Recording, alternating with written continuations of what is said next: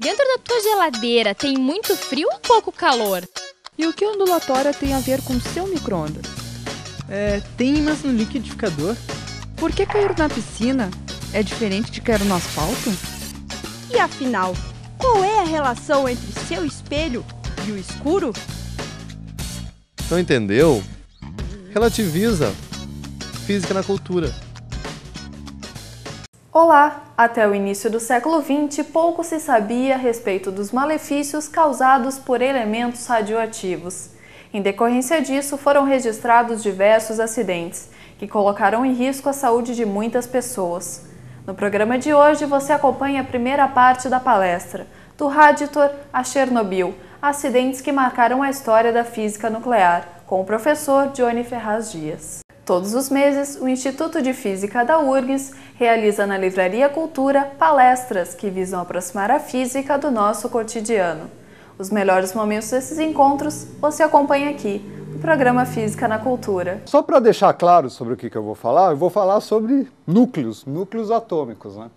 Então, na verdade, o modelo que a gente, em geral, usa ou tem na nossa cabeça de modelo, né, de átomo, seria algo como assim, né? Seria um núcleo constituído, por exemplo, por partículas, por prótons, né, e por nêutrons. E esse modelo aqui, o Niels Bohr colocou a primeira quantização, né, no momento angular dos elétrons aqui no átomo, né? Mas em termos de núcleo, só em 1932 é que nós conseguimos colocar os nêutrons dentro dele. Então o núcleo basicamente é constituído por partículas positivas, prótons, né, todos nós sabemos, e nêutrons. E nesse caso em particular aqui eu tenho um átomo de hélio aqui, que são simplesmente 2 prótons com 2 nêutrons. E é claro que o número de massa, né, a soma de prótons mais nêutrons é igual a 4 nesse caso. E eu tenho 2 elétrons orbitando aqui. Bom, só para deixar claro as dimensões nucleares que eu vou falar aqui, a gente poderia perceber duas coisas. Por exemplo, num modelo planetário aqui, né, como eu estou mostrando aqui, eu teria o que eu chamo de raio atômico. E o raio atômico ele engloba todos os elétrons que participam do átomo. Eu vou me focalizar hoje justamente no raio nuclear, né, que é esse pequenininho aqui, olha. E só para dar uma ordem de grandeza para vocês, né, o raio atômico é da ordem de 10.000 vezes maior do que o raio nuclear. Outra coisa que eu queria mencionar para vocês é sobre a energia de separação. Peguem, por exemplo, aqui esse átomo de hélio de novo, né? 2 prótons, 2 nêutrons, um núcleo com 2 elétrons. Se eu quisesse separar um elétron desse átomo, eu precisaria dar uma energia de 24,6 eletronvolts. A escala aqui não é muito importante, mas é uma escala em geral utilizada em física nuclear, mas é isso daqui aproximadamente 10 a menos 19 joules. É bem pequenininha, mas... Se eu quisesse, em vez de arrancar um elétron do átomo, arrancar um próton do núcleo, para eu conseguir fazer isso, eu precisaria dar uma energia 1 milhão de vezes maior. E o que eu quero mostrar com isso? Eu quero mostrar que as energias que estão envolvidas nos processos nucleares são muito, muito maiores do que aquelas energias envolvidas em processos moleculares ou atômicos, né? Só para fazer uma comparação aqui, imaginem, por exemplo, que eu quisesse levantar uma formiguinha, eu peguei a formiga atômica aqui, né, na década de 70, né, quem lembra? Surgiu em 77 ela, né, antes da novela da Sete, a formiga atômica.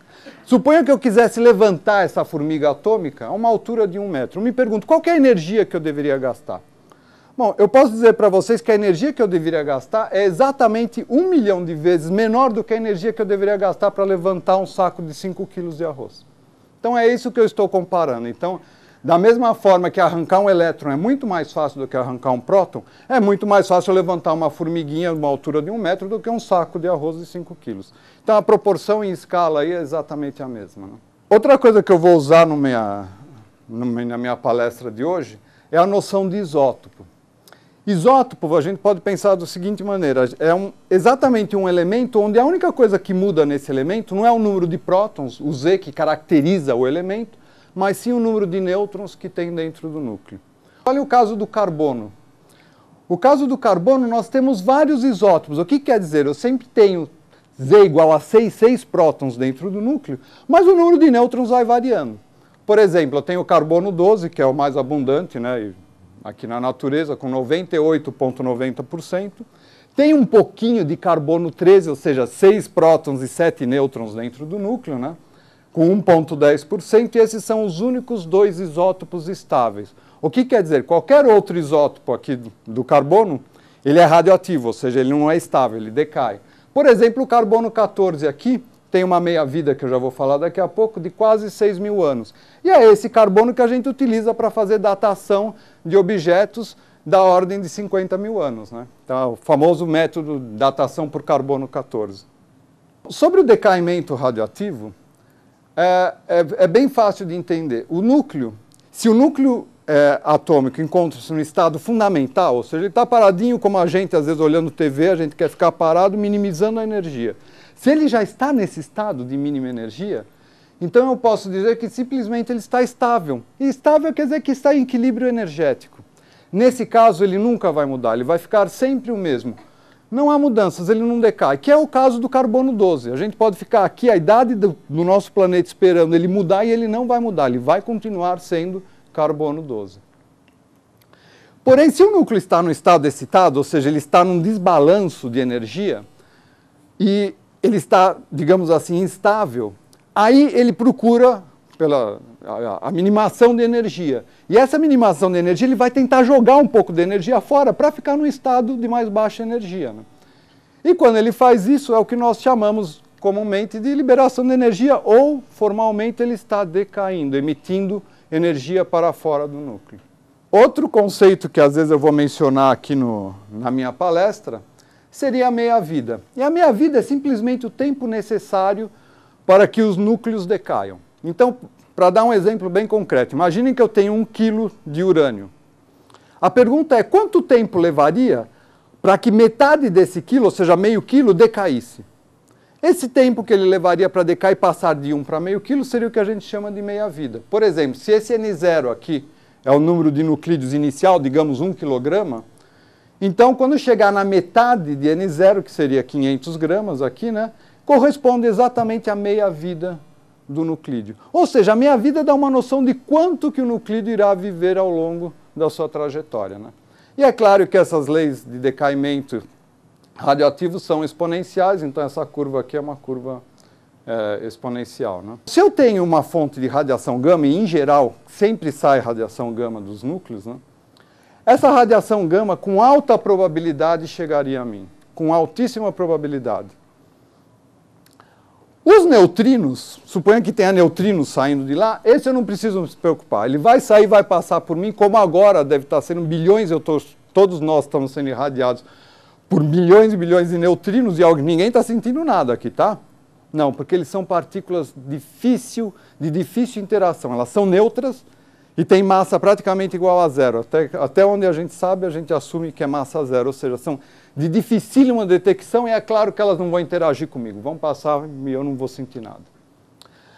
Se eu estiver a 3 metros da fonte e ela estiver emitindo radiação alfa, tipicamente de 5 MeV, ela não chega em mim. Eu não preciso me preocupar porque ela vai parar no ar. O próprio ar vai parar a radiação alfa por causa da interação dela com os átomos e moléculas do ar.